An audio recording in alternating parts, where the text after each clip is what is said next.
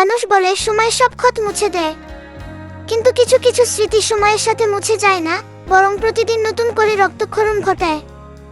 আজ অনেকদিন পর সেই পুরনো কফি শপের সামনে এসে দাঁড়ালাম, যেখানে আমাদের শেষ দেখা হয়েছিল। মনে আছে সেদিন তুমি খুব শান্ত গলায় বলেছিলে, সব মানুষ ভাগ্যবতী হয় না, আর সব ভালোবাসার পরিণতিও পূর্ণতা পায় না।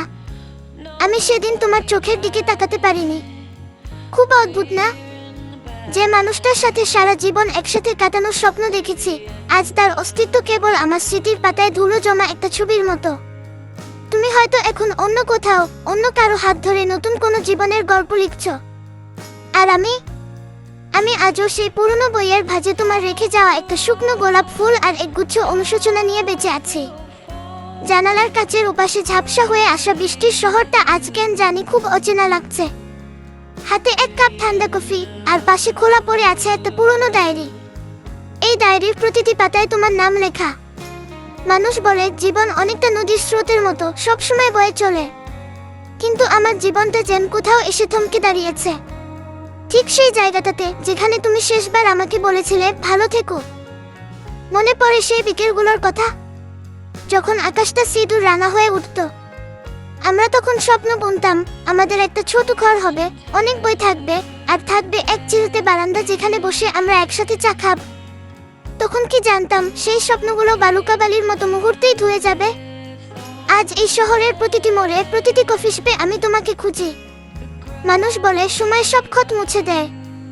ভুল। সময় শুধু ক্ষতকে আরো গভীরে নিয়ে যায় আর স্মৃতিগুলোকে উজ্জ্বল করে তোলে। আমি আজও সেই পুরনো বইয়ের ভাঁজে রাখা তোমার সেই শুকনো গোলাপ ফুলটা আগলে রেখেছি। কেউ জানে না এই ফুলটার প্রতিটি পাপড়িতে কত রাত না ঘুমিয়ে কাটানো দীর্ঘশ্বাস মিশে আছে। আমি এখন আর কাউকে কিছু বলি না, কারণ আমার এই নীরব যন্ত্রণার ভাষা বোঝার মতো মানুষ তো তুমিই ছিলে, আর তুমিই আজ অনেক দূরে। সবাই বলে জীবনের নামই তো এগিয়ে যাওয়া, কিন্তু আমি আজও দাঁড়িয়ে আছি সেই স্টেশনে যেখানে ট্রেনটা অনেক আগেই ছেড়ে গেছে। আমি জানি তুমি আর কোনোদিন ফিরবে না। হয়তো তুমি এখন অন্য কারো সাথে সুখে আছো, অন্য কারো হাত ধরে নতুন গল্প লিখছো। আমি তোমাকে ঘৃণা করতে চাই, কিন্তু পারি না।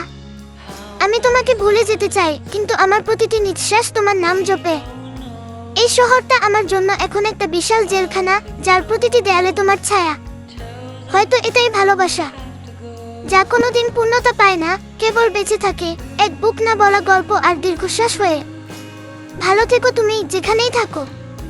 আমার এই শেষ না হওয়া গল্পের উপন্যাসে তুমিই ছিলে একমাত্র প্রিয় অধ্যায়।